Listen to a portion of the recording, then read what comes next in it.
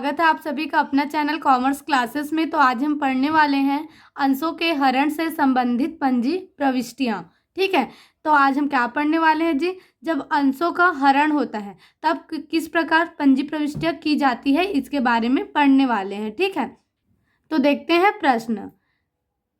तो प्रश्न क्या बोल रहा है, भारती के पास 10 रुपए वाले 25 समता अंश थे, जिस पर उसने आवेदन के 2 रुपए दिए, लेकिन आवंटन का 3 रुपए और प्रथम याचना के 2 रुपए नहीं दे सका। संचालकों ने प्रथम याचना के बाद अंशों का हरण कर लिया।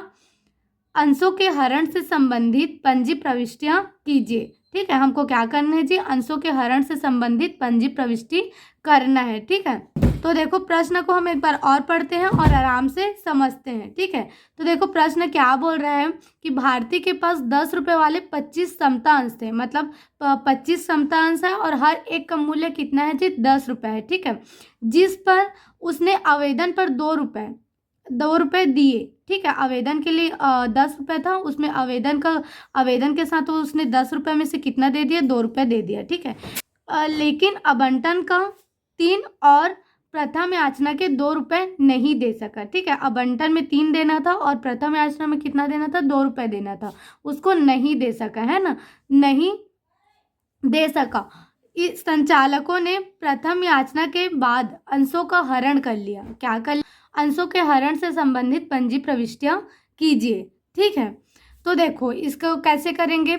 देखो पहला क्या है, प्राप्त राशि, मतलब आवेदन का तो पैसा प्राप्त हुआ है ना, तो उसी को क्या बोलेंगे, प्राप्त राशि। आवेदन की कितना है जी, हमारे समता अंश 25 है, तो यहाँ क्या आएगा, 25 आएगा, और हमारे आवेदन का अमाउंट कितना है, 2, तो क्या आ जाएगा, 2 आएगा। ठीक है, तो प्राप्त राशि क्या है हमको, आवेदन की, तो आवेदन की हमारे समता अंश की संख्या कितना है, 25, तो 25 आ गया, और आवेदन का कितना है जी, 2 रुपये, तो यहाँ कितना आ गया, 2, तो 25 और 2 का गुणा करेंगे आपस में, तो कितना हो जाएगा, 50 हो जाएगा। ठीक है, मतलब 50 रुपये हमें प्राप्त हुआ है ना। फिर आगे क्या बोल रहे हैं, लेकिन आवंटन के 3 और प्रथम याचना के 2 रुपए नहीं दे सका, है ना, तो अप्राप्त राशि है। अप्राप्त राशि पहले तो आवंटन की है, तो अप्राप्त राशि आवंटन की, फिर हमारा समता अंश कितना है, 25, तो 25 आ जाएगा, और हमारे आवंटन का अमाउंट कितना है, 3, तो कितना आ जाएगा, 3, तो 25 दिया कितना हो जाएगा, 75 हो जाएगा। ठीक है, फिर उसके बाद अप्राप्त राशि प्रथम याचना, फिर क्या है जी, हमारा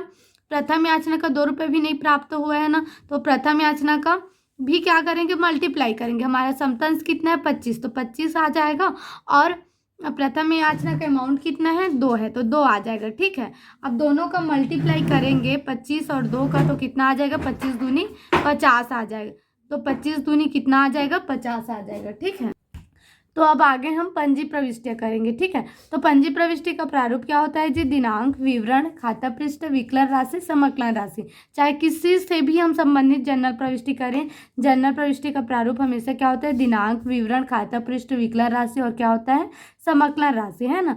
तो इसका जनरल प्रविष्टि याद रखना, जब हम हरण से संबंधित लेखा करते हैं तो हमेशा हमारा अंश पूंजी खाता क्या होता है जी, विकलन होता है। ठीक है कि जी, अंश पूंजी खाता हमेशा क्या होगा, विकलन होगा। ठीक है, और फिर हमको जो जो चीज़ों की राशि प्राप्त नहीं हुई है वो क्या हो जाएगा, समाकलन हो जाएगा। ठीक है, तो देखो आवेदन, आवंटन और प्रथम याचना दिया गया था। ठीक है, तो हमको तो आवेदन की राशि प्राप्त हो गई है, तो उसका लेखा करने की आवश्यकता नहीं है, लेकिन जो हमारे आवंटन और प्रथम याचना है उसका राशि हमको प्राप्त हुआ है क्या, नहीं हुआ है, तो जो जो हमको प्राप्त नहीं होता उसको क्या करना पड़ता है, हमको समाकलन करना पड़ता है। ठीक है, तो आवंटन का प्राप्त नहीं हुआ है तो उसी को लिखा गया अंश आवंटन खाता से और अंश प्रथम याचना खाता से।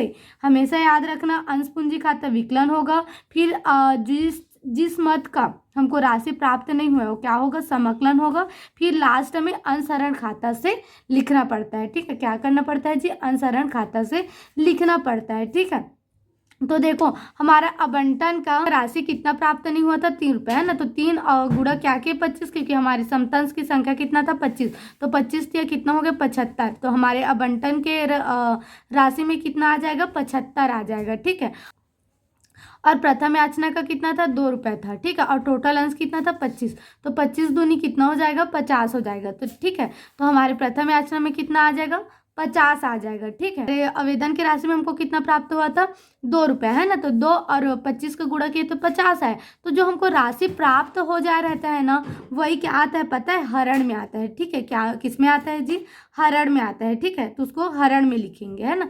जो राशि प्राप्त हो जाएगी वो राशि हमारे कौन से अमाउंट में आएगा, हरण में आएगा। और जो प्राप्त नहीं हुआ रहता है वो जो प्राप्त नहीं हुआ है उसी में आएगा। ठीक है, तो इसी को लिखा गया अंश आवंटन में 75 रुपये, प्रथम याचना में 50 रुपये, और अंशहरण में जो हमको आवेदन की राशि प्राप्त हो गई है ना, उसको लिखेंगे। ठीक है, अब इस तीनों को जोड़ेंगे, 75, 50 और 50 को, तो टोटल कितना आ जाएगा जी, 175, जो कि हमारे किस में जाएगा, अंश पूंजी खाता में जाएगा। ठीक है, तो इसका नरेशन क्या लिखेंगे, अंश आवंटन और याचना की राशि प्राप्त न होने पर अंशों का हरण कर लिया गया। ठीक है, तो ये था हमारा अंशों के हरण से संबंधित जनरल प्रविष्टियाँ। ठीक है, आया समझ में। तो यदि आपको वीडियो पसंद आए, टॉपिक समझ में आए, तो वीडियो को लाइक कीजिएगा और चैनल को सब्सक्राइब कीजिएगा। ठीक है, और अपने दोस्तों में भी शेयर करना मत भूलिएगा। ठीक है, थैंक यू।